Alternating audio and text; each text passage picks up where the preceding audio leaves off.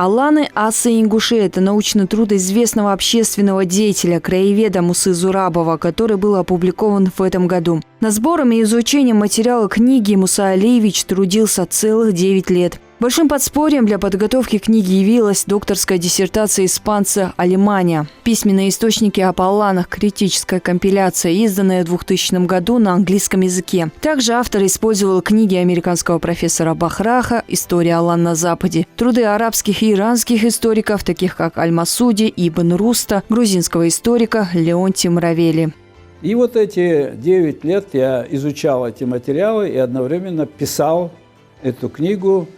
И должен сказать заранее, что далеко не все освещено вот в этой моей книге «Аланы, асы, ингуши». Я оставил некоторые вещи про запас. Если завтра у кого-то появятся сомнения в достоверности моей книги, то я им покажу очень интересные, достоверные факты, подтверждающие, что эта книга написана на основании реальных документов и событий. Вопросом происхождения аланов, ираноязычных кочевых племен скифо-сарматского происхождения в письменных источниках, которые упоминаются с 1 века нашей эры, Муса Зурабов заинтересовался еще 30 лет назад. На эту тему он прочитал и изучил огромное количество материалов. Это и научные труды, и художественные произведения, статьи и монографии. А вот работать он начал именно благодаря докторской диссертации испанца Алиманя «Письменные источники об аланах. Критическая компиляция». В 2011 году племянник мне из Москвы прислал докторскую диссертацию испанца Агустия Алиманя, изданную в 2003 году в Москве на русском языке. И я начал ее читать, и там обнаружил имя Гоар. И для меня уже один этот факт, что Гоар был предводителем аланов, для меня сразу внес ясность вопрос, кто такие аланы. Кстати, я своего внука, вот ему идет 2-й год, назвал этим именем Гоар. Я изучил докторскую диссертацию испанца Агустия Алиманя, которую он писал или собирал материалы в течение 12 лет, потом ее защитил и начал дополнительно собирать материалы. И они, конечно, меня очень удивили. Вот, в частности, очень интересная книга, которой пользовался и Агустий Алиман, это произведение Бернарда Бахраха «История алан на Западе». Значит, писали другие авторы. И у меня сложилось такое впечатление, что они ошибались, кто-то ошибался, а кто-то пользовался этими ошибками для того, чтобы показать, что аланы – это их народы, это наши соседи. И вот я начал собирать материалы, и они меня убедили в том, что фактически аланами являются только ингуши и чеченцы. В общем, те народы, которые сегодня объединяет слово «войнах».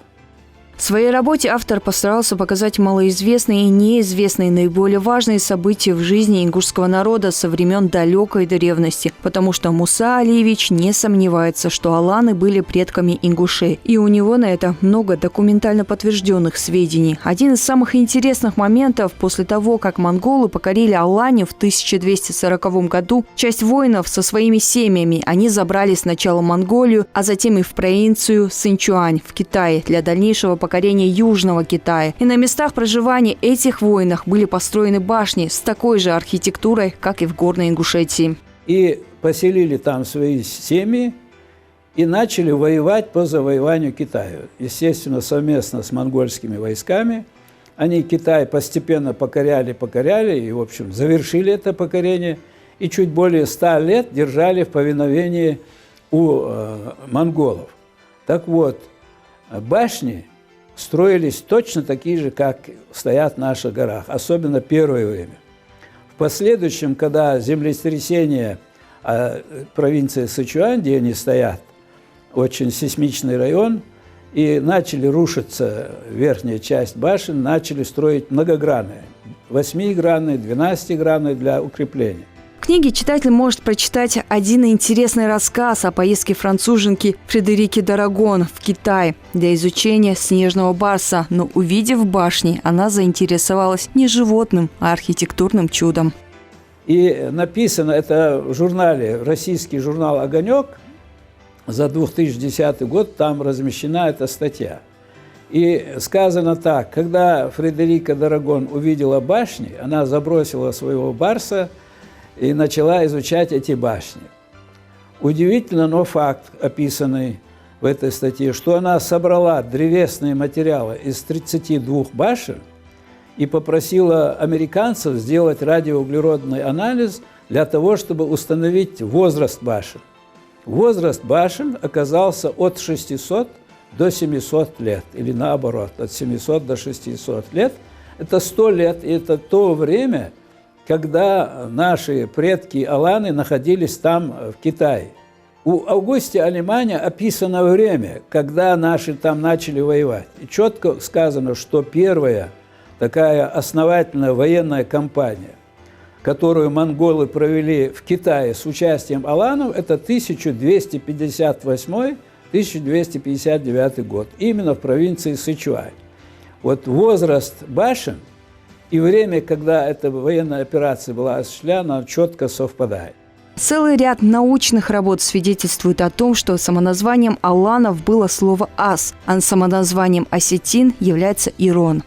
Самоназванием карачаевцев, которые претендуют на аланство, является Карачай. У балкарцев – Малкар. И вот тогда, когда говорят, что у аланов было самоназвание «ас», то уже один этот факт был бы достаточным для того, чтобы определить, кто был аланами. В книге проанализированы данные из работ грузинских ученых Пицхи Лаури, Алексидзе, а также французской исследовательницы Фредерики Д'Арагон. Библиография использованных в этом труде источников составляет 49 единиц. В приложении к книге даны фрагменты карт и фотодокументы. В эту работу Муса Алиевич уложил много сил и труда, и он рад, что она вышла в свет, и ознакомиться с ней смогут большое количество людей. Книги такого характера в нашей республике никто не издавал, к сожалению. И я посчитал своим долгом поработать. Эта книга далась не очень легко. Пришлось переработать, как я вам сказал, огромное количество материалов. И удовлетворение есть. Я надеюсь, что постепенно жители нашей республики ее изучат.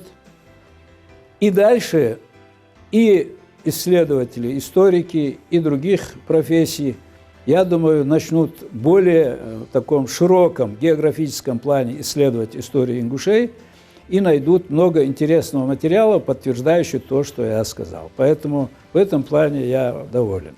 Книга Мусы Зурабова «Аланы, асы, ингуши» вышла в Ростове-на-Дону в издательстве «Южный издательский дом» в 2020 году тиражом в 1000 экземпляров. Она, несомненно, вызовет интерес у всех, кто интересуется историей и происхождением кавказских народов в целом и ингушей в частности.